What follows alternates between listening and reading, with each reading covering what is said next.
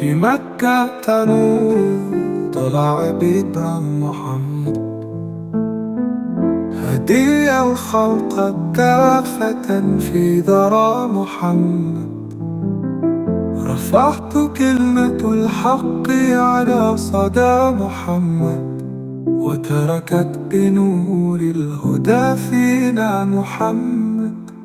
في الغار نزل الوحي جلا محمد. آج ہمارا سبق نمبر 8 ہے اور پچھلے سیشن میں یعنی سبق نمبر 7 میں ہم نے اسماء اشارہ کے متعلق پڑھا تھا، اسماء الاشارہ للقریب پہ گفتگو کی تھی۔ آج ہمارا ٹاپک ہے اسماء الاشارہ للبعید۔ چارٹ ہے، اس کے اوپر لکھا ہوا ہے اسماء الاشارہ للبعید۔ یہ دور کے جو اسماء اشارہ ہیں اس کے اوپر ہم گفتگو کریں گے، اور اس کی تقسیم یہاں پہ وہی میں نے کی ہے للعاقل، عاقل کے لیے، اور لغیر العاقل۔ اس میں جو پہلا ہے وہ ہے ذالک۔ ذالک کا کیا مطلب ہوتا ہے؟ دیٹ، وہ، چونکہ دور کے لیے ہے نا، ذالک۔ ابھی ہم پڑھیں گے مفرد مذکر کے لیے، تو مفرد مذکر کے لیے آپ نے کیا استعمال کیا؟ ذالک الطالب، اس کا مطلب دیٹ اسٹوڈنٹ۔ اگر آپ یہ کہنا چاہیں دیٹ از اے اسٹوڈنٹ، تو پھر یہ جو الف لام ہے یہ والا، یہ آپ کو یہاں سے گرانا پڑے گا، تو پھر آپ کیا کہیں گے؟ ذالک طالب، وہ ایک اسٹوڈنٹ ہے۔ پہلے ہم نے ہذا کہا تھا، اب یہ ذالک۔ تو اس میں بھی یاد رکھنے والی بات کیا ہے کہ ذالک آپ استعمال کریں گے مذکر کے لیے اور واحد کے لیے، یعنی واحد مذکر کا یہ صیغہ ہے، سنگولر ہے اور میسکولن ہے، یہ عاقل ہے۔ اب غیر عاقل کے لیے جیسے کتاب ہے، تو آپ کیا کہیں گے؟ ذالک الکتاب۔ قرآن مجید میں بھی ہے کہ الف لام میم ذالک الکتاب، وہ کتاب، یعنی دور، چونکہ وہ لوح محفوظ کی طرف اشارہ ہے، تو دور کی طرف جب اشارہ کرتے ہیں تو ذالک کہتے ہیں۔ تو غیر عاقل کے لیے بھی آپ نے کیا استعمال کیا؟ ذالک استعمال کیا، ذالک الکتاب۔ اگر ال ہٹا دیں تو کیا معنی ہوں گے؟ ذالک کتاب، دیٹ از اے بک، تو وہ ایک جملہ بن جائے گا۔ اس کے بعد دیکھیں تلکا ہے، تلکا کس کے لیے استعمال کرتے ہیں؟ فیمیل کے لیے اور مفرد کے لیے، واحد مؤنث کے لیے۔ جیسے آپ نے کہا تلکا الطالبۃ، دیٹ فیمیل اسٹوڈنٹ۔ ال ہٹائیں گے تو کیا ہوگا؟ تلک طالبۃ، that is a female student. یہ فرق جو ہے آپ نے ذرا دھیان سے دیکھنا ہے۔ اور دیکھیں ذالک اور تلکا، ان کی شکل ایک جیسی رہے گی۔ یہاں پہ اگر مثال کے طور پہ رفع حالت ہے تو طالبو ہوگا نا، طالبو پیش ہوگا، تو یہاں پہ بھی رفع حالت ہے تو طالبو ہوگا، طالبتو حالت رفع ہے۔ اب کسی شکل میں یہاں پہ زبر بھی آ سکتی ہے، کچھ پوزیشنز ایسی اس کی بنے گی کہ زیر آ جائے گی جب مجرور ہوگا، لیکن اس کی شکل ویسی رہے گی۔ ذالک الطالب ویسے ہی رہے گا، ذالک الطالبہ ویسے ہی رہے گا، ذالک الطالبی ویسے ہی رہے گا۔ اسی طرح تلک الطالبۃ، تلک الطالبۃ، تلک الطالبتی۔ آپ نے دیکھا، چونکہ یہ تو ایک کلمہ معرب ہے، اس نے اپنی شکل کو آخر میں چینج کرتا رہا، لیکن یہ نہیں ہوگی کیونکہ ذالک تلکا یہ مبنی ہے، اسماء اشارہ مبنی ہے۔ اب دیکھیں یہاں پہ غیر عاقل کے لیے بھی تلکا استعمال ہوا، المدرسۃ تلک المدرسۃ۔ ال ہٹائیں گے تو تلک مدرسۃ، تو وہ ایک جملہ بن جائے گا۔ اب دو کے لیے آپ استعمال کرتے ہیں ذَانِكَ یہ مثنیٰ مذکر کے لیے، یعنی دو مذکر ہوں تو آپ استعمال کریں گے ذَانِكَ. جیسے کہیں ذَانِكَ الرَّجُلَانِ، ذَانِكَ الرَّجُلَانِ، those two men.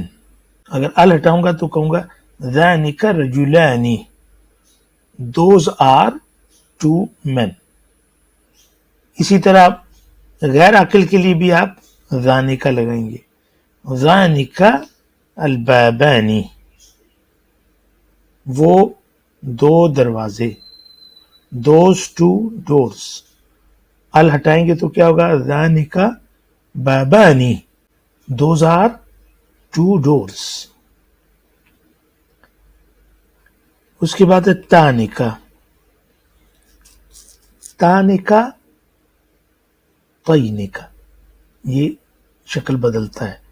جیسے یہ تھا نا ذَانِكَ ذَيْنِكَ، یہ معرب ہے، مبنی نہیں ہے. مثلا یہ جو تھا ذَانِكَ الرَّجُلَانِ، اگر آپ کو پتا نا مثنیٰ کا دوسرا بھی ایک وزن ہے، رجل کا مثنیٰ کیا ہوگا رجلانی رجلینی، تو اشارہ بھی اس کے ساتھ اسی طرح بدلے گا، ذَانِكَ الرَّجُلَانِ ذَيْنِكَ الرَّجُلَيْنِ، وہاں پہ چینج آئے گی. اسی طرح یہاں پہ دیکھیں ذَانِكَ الْبَابَانِ، تو اگر بابین کہیں گے تو پھر کیا کہیں گے ذَيْنِكَ الْبَابَيْنِ. معنی وہی ہے، یہ صرف اعرابی اس کی پوزیشن میں چینج کی وجہ سے اس کی شکل ہے، معنی وہی رہتے ہیں. کہیں آپ یہ نہ سمجھیں کہ اس کے معنی کچھ اور ہو جاتے ہیں، معنی وہی ہے. اسی طرح تانکا، تانکا دو مؤنث کے لیے. ابھی دیکھیں تانکا المرأتان، those two women. اور اگر ال ہٹائیں گے تو تانکا مرأتانی، those are two women، وہ ایک جملہ بنے گا. یہ بھی جب اس کی اعرابی حالت اس کی چینج ہوگی تو اس کی بھی چینج ہوگی. آپ کو پتا ہے کہ اس میں اشارہ میں جو اس کو کہتے ہیں نا مشارون الیہ ہوتا ہے، جس کی طرف آپ اشارہ کرتے ہیں، تو اعراب میں مشارون الیہ اپنے اشارے کے مطابق چلتا ہے. اگر یہاں پہ یہ ہو جائے گا تینکا، یہاں پہ کیا ہو جائے گا المرأتین، تینک المرأتین. اب غیر عاقل کی طرف آئے تو وہاں پہ بھی تانکا ہے، تانکا المدرستان، those two schools. ال ہٹاؤں گا تو کیا ہوگا تانکا مدرستان، those are two schools.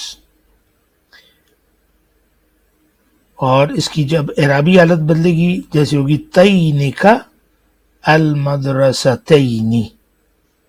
یہ چیزیں یاد رکھنے والی ہیں. جمع کے لیے آپ استعمال کرتے ہیں اولائکا. اولائکا مطلب دیٹ کی جمع ہے، دوز جمع کے لیے، جمع مذکر کے لیے.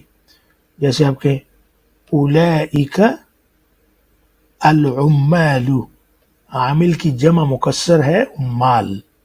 ورکرز، دوز ورکرز، اولئک العمال، دوز ورکرز.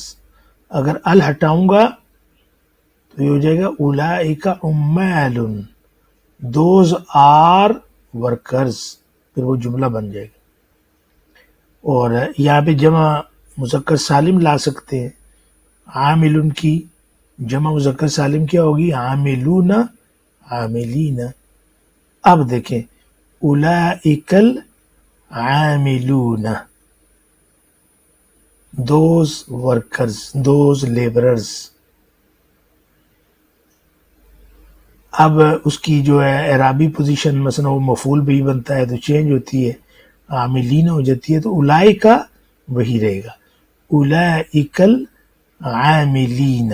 دیکھا آپ نے اولئکا نہیں چینج ہوا، تو یہ مبنی ہے، یہ اپنی شکل کو برقرار رکھتا ہے. اب آئیں جی غیر عاقل کی جمع مکسر. جبل تھا تو اس کی جمع مکسر کیا ہے؟ جبال. اب یہاں پہ آپ جب جمع مکسر غیر عاقل ہوگی تو اس کا اشارہ واحد مؤنث ہی رہے گا. یہ بہت امپورٹنٹ بات ہے، نوٹ کر لیں. وہ جو قریب کا اشارہ ہے اس میں بھی میں نے بتایا تھا ہذہ، یہ واحد مؤنث ہے، تو جمع مکسر غیر عاقل کی صورت میں اس کا اشارہ واحد مؤنث لگے گا.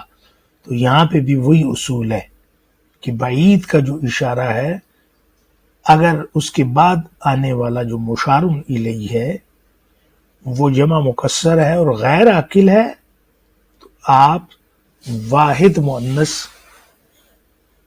کا صیغہ ہی استعمال کریں گے. تو آپ کہیں گے تلک الجبال،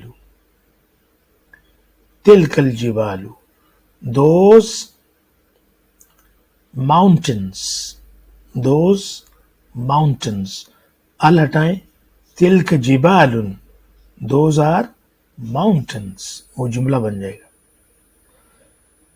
مؤنث کے لیے بھی، جمع مؤنث کے لیے بھی اولئک ہے، جیسے وہاں پہ تھا نا قریب کے لیے ہا اولائی، جمع مذکر کے لیے بھی تھا، جمع مؤنث کے لیے بھی تھا. تو یہ جمع مذکر کے لیے بھی ہے، جمع مؤنث کے لیے بھی اولئک. تو آپ کہیں گے اولئک العاملات، دوز فیمیل ورکرز، تو اولئک ہی لگا. اب ال ہٹا دیں تو اولئک عاملات، دوز آر فیمیل ورکرز. یہاں پہ دیکھیں شجرۃ اس کا مفرد ہے اور وہ مؤنث ہے، تو جمع کیا ہوگی؟ شجرۃ کی اشجار، جمع مکسر ہے. اس صورت میں بھی غیر عاقل کی صورت میں دیکھیں آپ نے تلکا لگایا، تلک الاشجار، دوز ٹریز. ال ہٹائیں، تلک اشجار، دوز آر ٹریز. یہ جو ال ہٹانے سے جو جملہ بنتا ہے اس پہ ہم تفصیل میں گفتگو کریں گے جب ہم جملوں کی قسمیں بیان کر رہے ہوں گے کہ جملہ اسمیہ کیا ہے، جملہ فعلیہ کیا ہے. ابھی تو میں ویسے ہی آپ کو ساتھ ساتھ بتا رہا ہوں، تو یہ ساتھ ساتھ ہم دہرائیں گے بھی. جب دہرائیں گے تو آپ دیکھیں گے کہ چیزیں جو ہیں وہ واضح ہو گئی ہیں. اب قرآن مجید جب آپ پڑھتے ہیں نا تو اس میں آپ غور کیا کریں، دیکھا کریں کہ کہاں پہ اس میں اشارہ استعمال ہوا ہے، کیسے استعمال ہوا ہے. جیسے ایک مثال میں نے آپ کو دی ذالک الکتاب کی، اس میں آپ نے دیکھا نا کہ وہاں پہ ذالک کا استعمال ہوا چونکہ الکتاب مذکر ہے. تو اس طرح آپ جب قرآن مجید کی تلاوت کرتے ہیں نا تو وہ اس لحاظ سے بھی کیا کریں کہ اس میں جو مشق ہے وہ کیا کریں. آپ جتنا آپ نے پڑھا ہے اس کی تطبیق، اس کو یعنی اپلائی کیا کریں قرآن مجید کی صورتوں پہ. تو آج ہم نے پڑھا ہے اسماء اشارہ کے بارے میں، اور اسماء اشارہ قریب اور بعید ان دونوں کا استعمال کیسے ہوتا ہے. انشاءاللہ بڑے اچھے طریقے سے آپ کے ذہن نشین ہو چکا ہوگا. تو آج کے لیے اتنا ہی کافی ہے. انشاءاللہ اگلے سیشن میں اگلے سبق کے ساتھ ہم حاضر ہوں گے. اللہ کی بارگاہ میں یہ دعا ہے کہ اللہ ہمیں قرآن مجید پڑھنے، اس کو سمجھنے کی توفیق عطا فرمائے. اور یہ جو ہم کاوش کر رہے ہیں عربی سیکھنے سکھانے کی، اس کا بھی مقصد اللہ کی کتاب کو سمجھنا ہے اور اس کا ترجمہ کرنا ہے. وما علینا الا البلاغ.